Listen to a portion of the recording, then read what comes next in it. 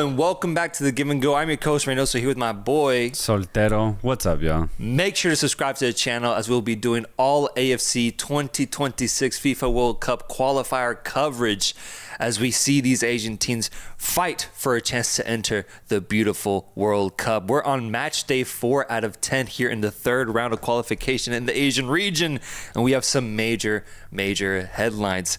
Let's focus in on Group C because we obviously have a big contingent of viewers that are watching from Indonesia specifically, waiting to see our reaction to these matches. And today, we had a monumental result, honestly, a big result in their quest to potentially go into the World Cup, where China ends up on top, winning 2-1 against Indonesia, hosting the Indonesians and coming away with 3 massive points, and now putting Indonesia in a much tougher spot at the end of this international break window. Yeah, I was nervous going into this game simply because China have been the worst team, not just in Group C, but in all of World Cup qualifying in the AFC region. Indonesia have had such good opportunities to get a win, but unfortunately have failed in 3 tries so far. If they're playing the worst team in the group, they have to win. There's absolutely no other result that you should want or desire, considering Indonesia's past 3 results and also considering China's past 3 results. So going into this game, I was like, all right, got to get the win. This is it. We haven't won so far if you're coming from an Indonesian perspective, but you got to get the win on the road in China. You are the better team. But China ends up winning, man. Yep. The worst team in the group gets the dub against Indonesia. And here's the thing. They were the better team, China. This is a fair result. There's zero controversy. Indonesia were second best. And you know what's frustrating about this one is the goals that Indonesia conceded. This is the loose Indonesia. This is the same loose defense that we saw at the AFC Asian Cup. Unfortunately, they were loose at the Cup, but they had good offense. They didn't have good offense today. They just didn't have that same energy. They were able to get a goal back, but it was just simply too little too late. China had a 2-goal lead, and they ultimately held on 2-1. But you look at those 2 goals, for Indonesia, and it is really poor defending. That first one is just taking their foot off of the brake and just letting loose, thinking that the ball is going to go out, and then the Chinese forward just being more focused, wanting the ball more, keeps it inbound, swings it back in, and it's an easy goal for China, putting it past Martin Paes. That one to me frustrated me the most, honestly, because in that second goal, honestly, that was China with some confidence there, with a beautiful outside the boot assist that felt perfectly in stride. Obviously, the defense was wide open as well. So wide open. There was a sea of space there, but the pass was nice. I want to give China credit for that because that was stylistic, and then a really nice finish.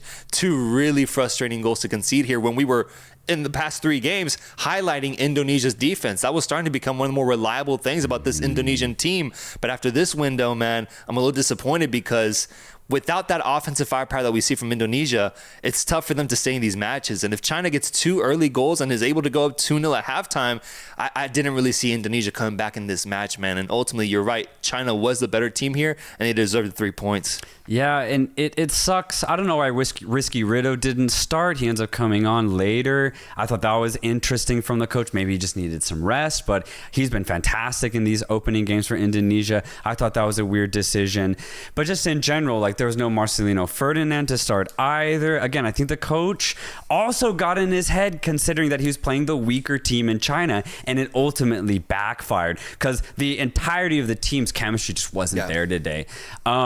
And I think this is that inexperience we talked about at the very beginning of this qualification cycle for Indonesia, because sure, Indonesia seemed to always show up and thrive when they're the underdogs.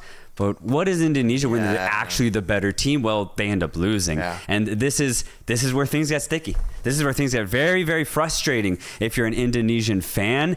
But the good news is that this group could not be any tighter now. So it's still completely wide open, not just for 3rd place, but for 2nd place now too. The good news is that there's 3 teams tied on 5 points. Indonesia wins 1 game and one of these teams loses and they're back in the race. The kind of bad news is that this was a window where they face off against the two weaker teams in this group in Bahrain and China. And they could have ended it, in second place fully. They really could have. Or even if they had won this game, despite whatever happened in last game, if they had won today, bro, they'd be in second place right now, man, with 6 points. That's what frustrates me. Because it's China, bro. It's China. We're going to see them get smacked the next international window. And we're going to be thinking, damn, Indonesia missed out on getting 3 full points here and only getting 1 against Bahrain. This might end up hurting them. But thankfully, if you look at the group right now, it still is very tight. And you only have to focus ultimately on that 4th spot, which is only 2 points away. Yeah. And just real quick for China, because they did play a good game. This is their best game, honestly, in 8 years. I'm going to say I don't even think that's an exaggeration, bro, because China have been abysmal for so long, but they actually showed up today. And one thing I really want to highlight is that Chinese crowd, bro. I saw it, noticed it in the Champions League last year. By far, China have the best home atmospheres in East Asia. In all of East Asia, they have the loudest, most rowdiest crowd, and it is beautiful to see. Imagine if China were actually good. Imagine they would have some of the most lit atmospheres in not just East Asia, but all of world football. So I don't know, maybe in 20 years, China's going to be a crazy sight to see. But right now, even though the team's not that good, the fans always show up. What a crowd. That's why I'm going to give them the title of, they have to be one of the most loyal fan bases in all world football, bro. Yeah. Because what is there to root for if you're beyond this result? They must be celebrating tonight because this, like you said, is a massive, massive finish that we see them get against over Indonesia. But man, this team, these fans must be so loyal to their squad, man. If you're a Mexico fan like myself who gets frustrated with my team, like think about the Chinese, bro, and what they have to go through on a week-to-week basis supporting this team. So congratulations to them. Massive 3 points. Is there any chance that they can somehow find a way into the playoff? Any chance here? Honestly, I think so, just because it's so damn tight. If you look at Bahrain don't really have much of an offense. If China can take advantage of a team like Indonesia, then I do think they can keep scrapping for results. I still think they're one of the weaker teams in the group. I still think Indonesia is better than them. But, hey, man, if they can keep games tight, China's going to have a chance to maybe get 4th. Next window, China faces off against Bahrain first, so that's the match to watch. That's and big. Then they face off against Japan, whereas Indonesia has to face off against Japan first and then Saudi Arabia. So they're going to have to find points. And now we move on to the next match, which we had in this group between Japan going up and hosting Australia, the Socceroos, in a game that in my last video I previewed would be Japan's biggest challenge yet in this tournament. And ultimately it showed, man, with a 1-1 draw and Japan not being able to score a natural organic goal, but having a goal scored via an own goal. And Australia as well, also scoring an own goal. Or Japan, I don't know, the wording's weird there. But both teams scoring own goals in this match to ultimately end in a draw. Australia had their men behind and just ultimately didn't allow Japan to go off the way we've seen them in those first 3 games. Yeah, and that's why I'm disappointed in Japan, because the first 3 games I thought Japan were back. We were saying, okay, this is return to form for Japan as being not just one of the best teams in Asia, but possibly one of the more hotter teams in all of world football. But then after a game like this at home against, yes, a very sturdy Australia, I was still expecting 3 points for Japan. And what we got was a Japan that could not figure out how to beat this Australian side. And it was actually, I thought, a really poor performance overall from Japan, and it was so poor that it reminded me of their form in the Asian Cup. This was an appearance from AFC Asian Cup Japan. This wasn't top form Japan, and it's scary that version still exists within this side. It's very concerning. That Japanese team was very prone for mistakes at the back. Itakura was, had a really bad semifinal. There was a really bad own goal today, like a really bad one. The one that Japan forced, I can understand, a little unlucky for Australia, but the one that Japan got conceded against them should not happen. You got to clear that one. It's not even close to being a dangerous cross. It should never end in an own goal. It's a terrible clearance that leads to a goal. Really poor defending for Japan. And then offensively, we saw Japan in the AFC Asian Cup be kind of lacking creativity. Saw that today. And we saw a Japanese side in the AFC Asian Cup that was one-dimensional. Japan at their best has multiple facets of attack, but today they just kept trying the same thing over and over again. But every single time, it was met with Australian aggression. Japan could not get a clean shot on target the entire 90 minutes. At a certain point, you got to start trying different things. Japan really didn't do that. And Australia, for me, got a comfortable draw today. Like, yes, Japan had a lot of the ball, and Australia had nothing to offer offensively. Do not get me wrong, but Japan did not give much offensively either. So this is a very fair result. This game should have ended in a draw. I think it's disappointment, though, because Japan were at home. It's disappointment. This is the toughest test they're going to have, in my opinion. So, like, what else are we going to see? They're going to dominate these other small teams, but in the back of my mind, like you mentioned, I'm always going to be thinking, what's going to happen when they face a team that bunkers in and can bunker in well defensively, like Australia did today? And maybe, in the World Cup, you're going to be facing teams that are like that, but then also offer much more beyond one total shot like Australia. Yeah. Offer actual offense. So that's what concerns me for Japan. I completely agree. For Australia, what are your thoughts on the Popovich regime so far? With the 3-1 victory over China, and then getting a point against Japan away from home has to be ultimately considered a victory. Oh, absolutely. I mean, what a start for Popovich. Like, good Lord. He couldn't have asked for a better start. Yeah, he almost won. Yeah. He almost won this game in Japan, which would have been nuts. Problem is I will say Popovich has called up more players, which I think is good just for a competitive standpoint within the squad itself. But, man, we've said it for the last year, I'd say. Australia have no offense. They just don't have any player that can take on opponents one-on-one. They don't have a creative midfield. One thing that they do have, whether Popovich is in or not, is defensive commitment. That has never been gone from this Australian side. It was here today on full display.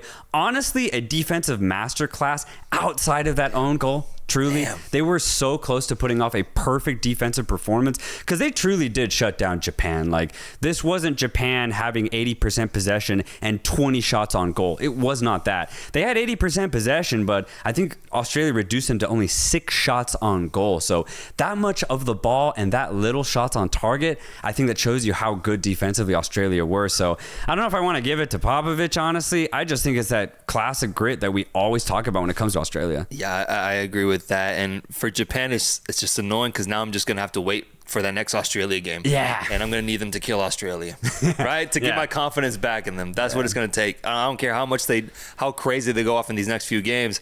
When they face off against Australia, I need to see them go back to their old selves that we've been seeing these past few weeks. So that's how this game ends. The last game in this group is between Saudi Arabia and Bahrain. A 0-0 result. 0-0 here. Bahrain getting defensive with it, conceding 13 shots to the Saudi Arabian team, but not allowing a single goal. And it seems like it's just a classic Bahrain defense versus Saudi Arabia's unimaginative offense going head-to-head, resulting in a complete, you could say, I don't know what the word here is, just stalemate. Dud, man. Dud, that's what I'm looking for, man. It just after this game, I was reminiscing of how high I was on Saudi Arabia between 2016 and 2022. Like, what a 6-year span where I was so excited about Saudi football. But these last 4 matches and the last AFC Asian Cup for Saudi Arabia, I can't anymore. I just can't. At home again, and nothing happens in this game. There was a penalty, though. Aldo Sori steps up, the captain, one of the best technical footballers Saudi Arabia ever produced. Yes. Terrible shot.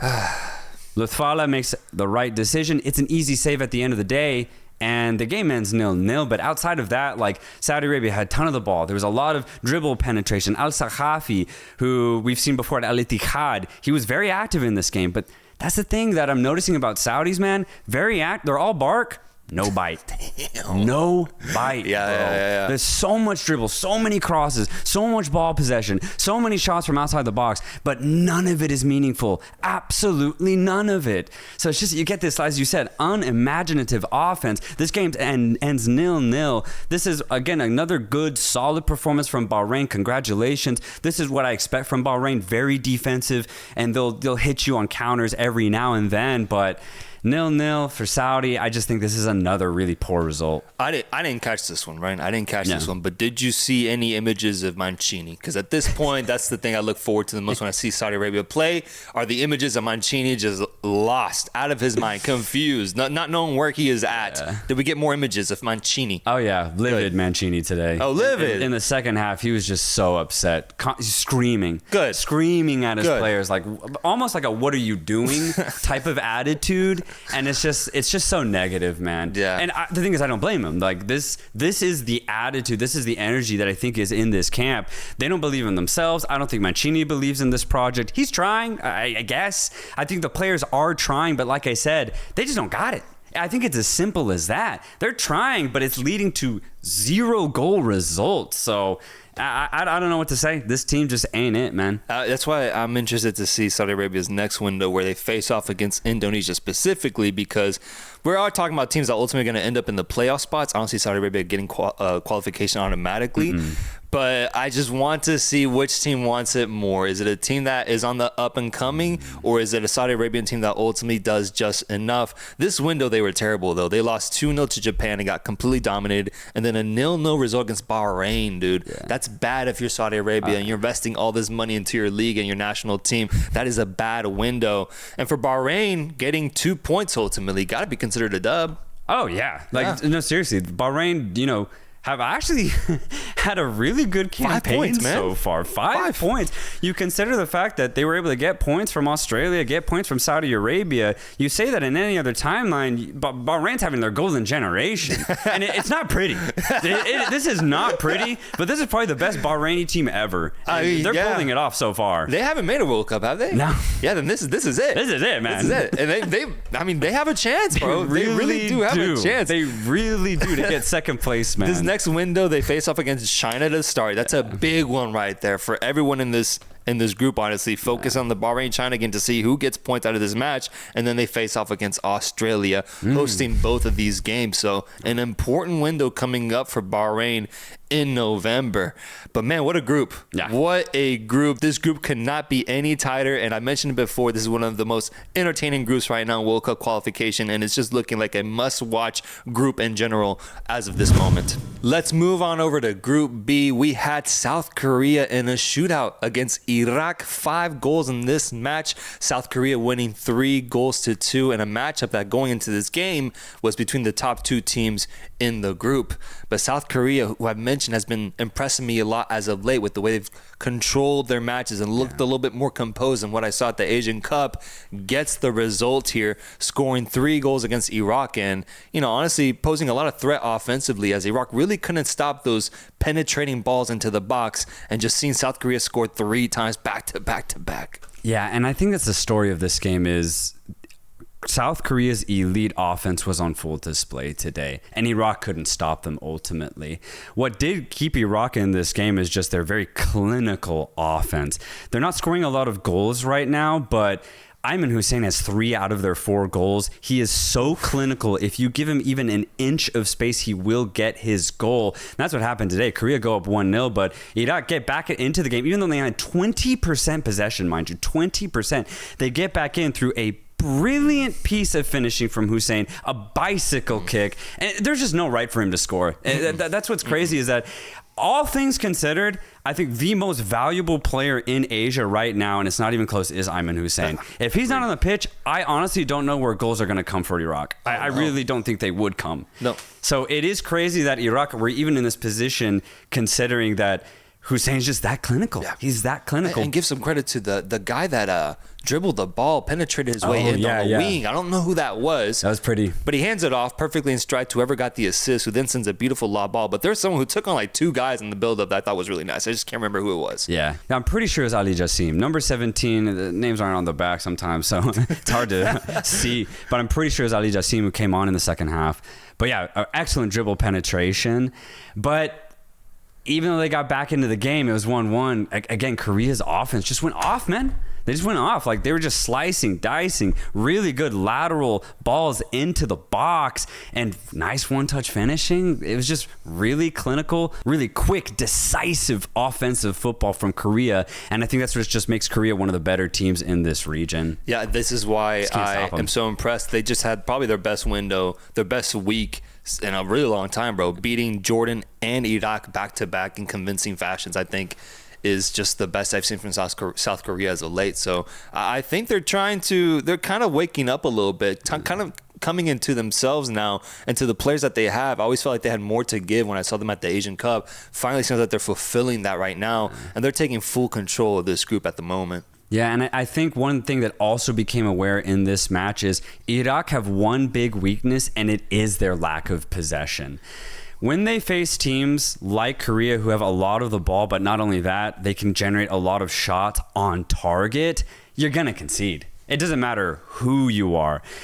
Australia do it a little bit differently because they don't allow shots on target, so they can manage a lot of pressure. But Iraq honestly aren't the best at that when they play against these type of offensive teams, and I think that's just going to be their weakness. I wonder if Jesus Casas can figure out, okay, how can we be very defensive but also lock up our opponent and not let them have shots, because otherwise you are just going to concede. Iraq aren't going to really outscore you in these situations, but they showed today that they can play toe-to-toe against an elite team like South Korea. So I think Iraq are very close to unlocking that type of potential of being a very top team in the region, but they still are lacking. Is Jordan back?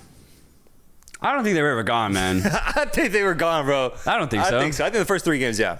I don't think so. For sure. I think the results show. I think the first draw, as I said, very unlucky, just bad game management, but we've kind of seen that before. For sure, that Kuwait match. And then South Korea, I think South Korea is always going to win that game. So I just think this is Jordan.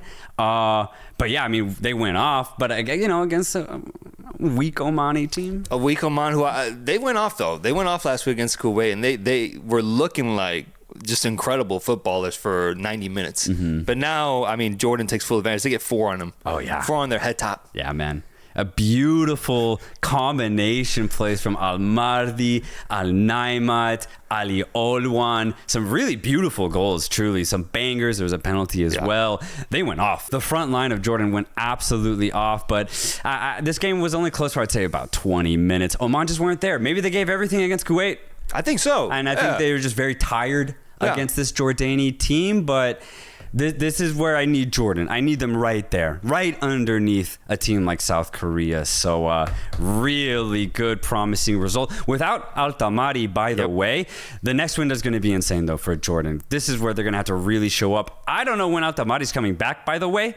I hope he's going to be back next month, because in these tighter games where they really need to create separation and try and secure that second place position, they need him. They're going to need him. They didn't need him today, apparently, but he's going to be that difference maker for them. So a great win without him, but I think it hopefully sets them up for a very important window in November. Very important. The most intriguing thing about this group is the race for second place between Jordan and Iraq. Both these teams facing off in the next window. That's a must-watch game. Oh, dude. What's also interesting, though, is that there's a huge gap here between third and fourth place, and it's a 4-point gap at the moment, and it's one that I think Oman will ultimately secure, with them currently in fourth place at the moment, Kuwait in fifth, Palestine in sixth, Oman with 3 points. That's why I think what they got last time was super, super important. And I do see them ultimately getting fourth place. So even though they lost 4-0 to Jordan, I don't think they came into this match expecting anything else, if I'm being honest. So, And the last match of this group was between Palestine and Kuwait, ending in 2-2 results. But Palestine getting a 93rd minute game-tying goal after going down a man in this game to save a point out of this match. Props to them, but both of the lowest teams in this group ultimately canceling each other out. Yeah, this is such a missed opportunity for Kuwait, because they were given the golden opportunity to get 3 points, not even at home, mind you. They go up a man with more than 30 minutes left on the clock. They do their job. They get the go-ahead goal. It's 2-1. They lock in, but in the 90th minute, they just loosen up. And the thing is, it's not that they outnumbered Palestine. Palestine outbodied them, man. They got outbodied because Al-Kambar got big. Got big in the box. I need to look up how tall he is, because he made those Kuwaiti defenders look like they were 5'2". Damn. It was crazy. And he might be 6'5", 6'7". Okay. He looked it at least, because he got up there, and the Kuwaiti defenders had absolutely no chance to meet that header. 0 chance. And it's a brilliant one at that. Palestine equalized at the death, down a man. And the thing is, it's actually a massive point, because it keeps Kuwait right there next to Palestine, rather than creating separation between the two. So realistically, Oman, Kuwait, Palestine, it is wide open for any of them to take that fourth place position. Palestine just seemed to be very, very bad at managing 90 minutes because throughout an entire 90, they look like they're going to score 2-3 goals. They don't. Sometimes they get 0, and then they always going to concede. Palestine seem to not be able to keep a clean sheet. Kuwait also seem to be good for times throughout 90 minutes, but they always concede. I don't really trust Kuwait's offense. Oman seem to be the most balanced out of the 3, but if Palestine can just fix their defense, they have the best offense out of these 3 teams. So I say Palestine has the highest potential of getting 4th place, but currently Oman are the best team out of the 3. I think it's going to be a really intriguing race between Oman and Palestine to get that 4th place spot, because I do think it's wide open for either of them to take. Really good point for Palestine. Botched job for Kuwait. Botched job for Kuwait, ending with 3 points. It could have been on 5. It could have been on 5. This 4th place spot would be looking really good for them at the moment. But yeah, I mean, all 3 of these teams are questionable ultimately when it comes to the AFC region. So it's a fun race, though. It's a fun race because it's very separated. It's the top 3 going for 1st and 2nd, and then the bottom 3 going for that 4th spot. You have Kuwait finishing last, then, for sure. Is that what you're telling me? I think so. They're better than I expected them to be because they always seem to keep games tight. But I'm just going to say that I trust Palestine's relentlessness and their offense over Kuwait's balance. But Oman have the more experience outside of Palestine and Kuwait, so I'd give Oman the edge, but I do think Palestine is right there. I think they are right there. And that's why the next window is going to be another fascinating one. It starts off with Oman versus Palestine. Yeah. Come on, man. Yeah. That's 2 heavyweights. Basically, though, like in the context. Heavyweights in the context. Oman, Palestine, let's go. Let's go. Asian football at its finest, bro. And then Oman facing off against Iraq, and Palestine then facing off against South Korea. Right. So that game against Oman is going to be everything. Last group to react to here is the wonderful Group A, where we had, at the moment of the game being played, group leaders Iran facing off against Qatar. Qatar, a team that has been really interesting to watch, as in my opinion they've disappointed so far in this Asian qualification campaign, coming to Iran's territory and trying to face off against them, and honestly starting off really strong with a goal from Al-Muaz Ali 15 minutes into the match.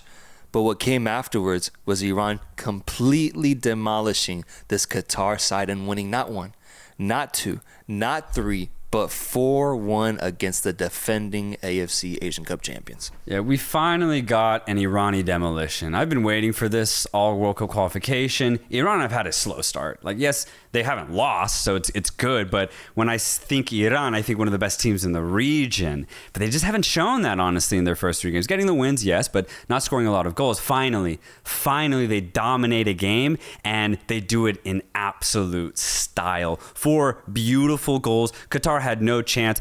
Honestly, Lucas Mendes probably gets the assist of the day to set up Al-Muaz Ali, a beautiful ball that catches Iran off guard. They go up 1-0, as you mentioned, but it was all Iran before that goal. It was all Iran after that goal. This was a almost perfect display from Iran, both defensively and offensively. I'm very excited because I've been waiting for this. Now, here the only caveat here is Qatar's defense was atrocious, man. I think almost anybody probably could have scored 4 or 5 goals. I'm just glad Iran actually did it. But, dude, the first one, Sardar Asmoon wide open in the box. And there's 8 Qatari players there. Not one of them picks him up. The second goal, a calamitous error from the goalkeeper. Please go see it if you haven't. It's goofy, man. Barsham doesn't see Lucas Mendes on the ground, trips over him, and the ball's wide open for Asmoon to just take. It's a goofy error from the Qatari goalkeeper. Sardar Asmoon now has a double. He ends up getting an assist in that 3rd goal. Iran go on to score a 4th, but just very terrible defending from Qatar. They were so loose. They were scatterbrained just from front to back. This is a terrible, terrible game from Qatar, but I'm glad Iran took advantage of it.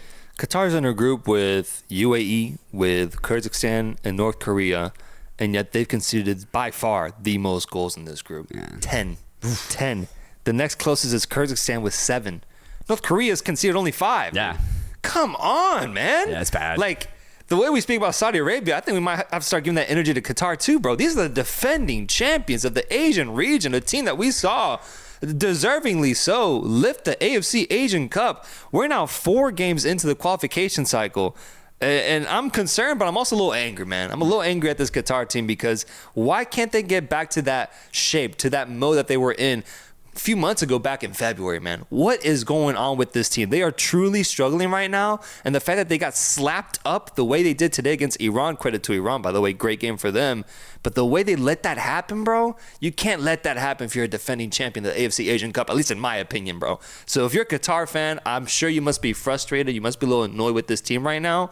But, I mean, going forward, I need to see results. Otherwise, this Qatar team might truly be in jeopardy because Kyrgyzstan is still right behind them with 3 points, and even North Korea right behind them with 2. There's a chance that they could ultimately let this spot slip. I don't think it will happen, but the chance is there now because this Qatar team has been so disappointing, man. Oh, dude, I'm with you.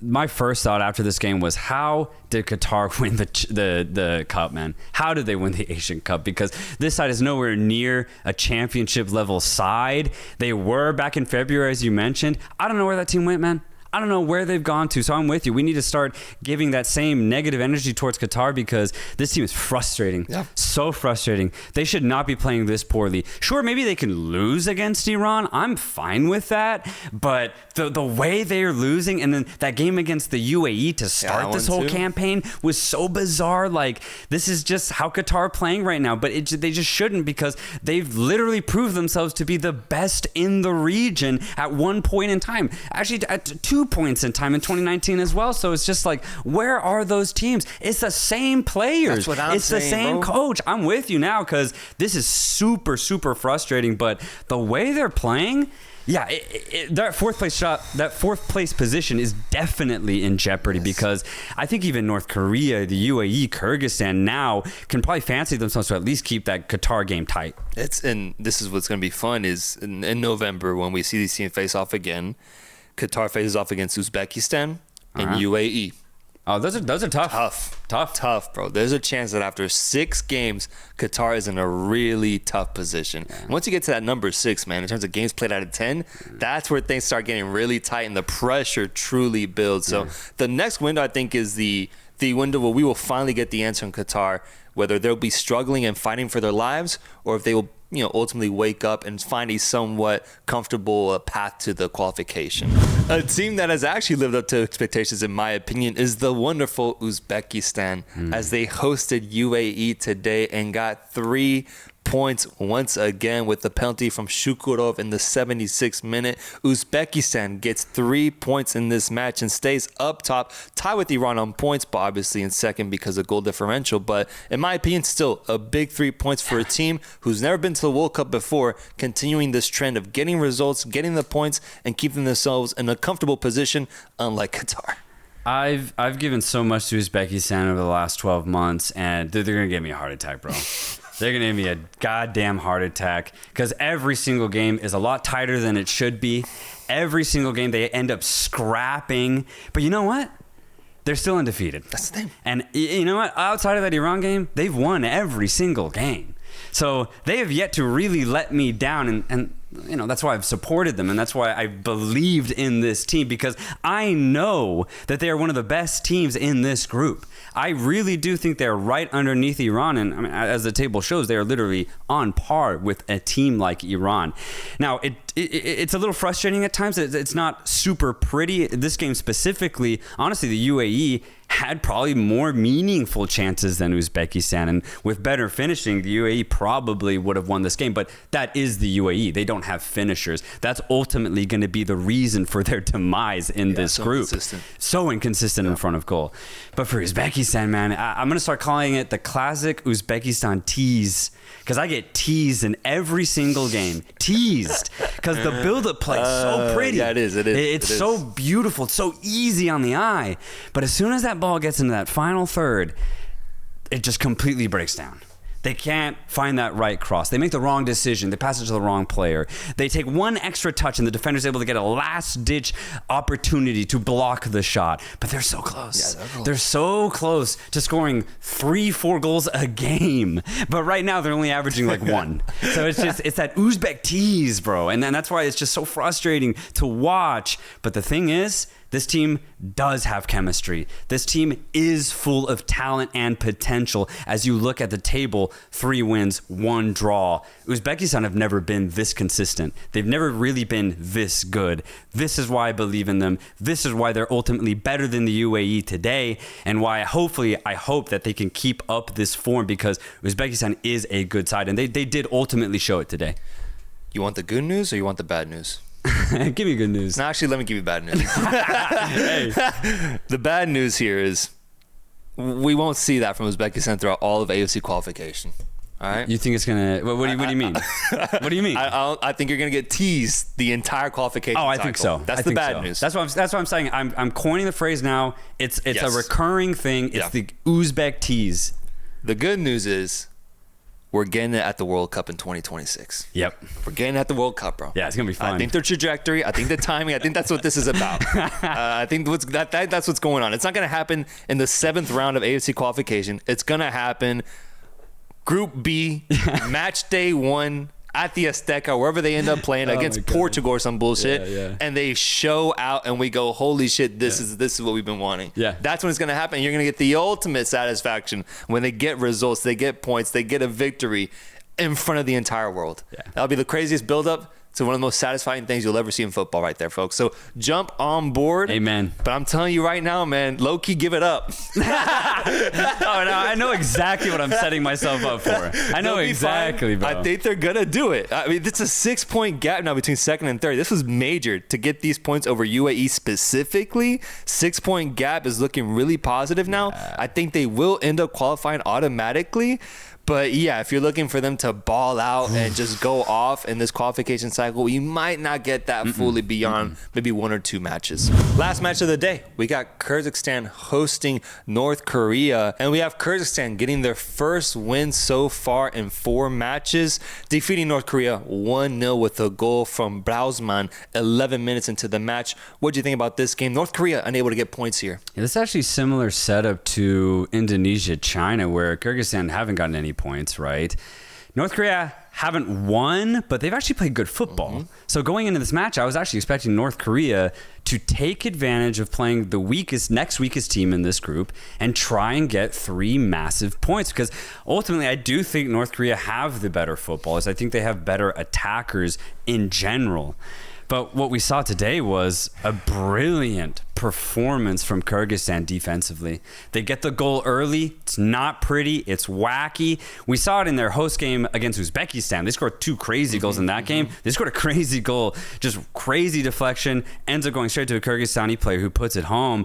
Kyrgyzstan do this at home, apparently. Yeah. They get the goal, and they just hold on to it for the next 85 minutes. And the thing is, I would say they did it pretty comfortably. The natural ebb and flow of this game was North Korea had a lot of the ball. They attacked a lot, but it just wasn't meaningful. I do think North Korea didn't play their best match offensively, but I do think it's because Kyrgyzstan looked very confident today. So, and honestly, a massive 3 points for Kyrgyzstan. It honestly gives them a lot more hope than I think they were expecting to be after 4 matches. And honestly, I think similar to Kuwait, I'm impressed with Kyrgyzstan so far, because yes, this is their first win, but they are better than I thought they were going to be over the course of these last 4 matches. Yeah, for North Korea, I think this might be a bad signal, man, because timing-wise, I think this is where they should have gotten 3 points. Oh, yeah. And this next window, they face off against Iran and Uzbekistan. Oof. There you got it, you know? And so now you're asking them to get 3 points in one of those matches. If they don't, then we're talking about after 6 games on 2 points, probably in last place. If they win here, they're on 5, and they're, in that 3rd spot. That's the story for North Korea right there. And that's why I'm a little disappointed at the end of the day. For as good ultimately that Kyrgyzstan was showing up in this game, props to them, because I have been waiting for some sort of performance like this from them.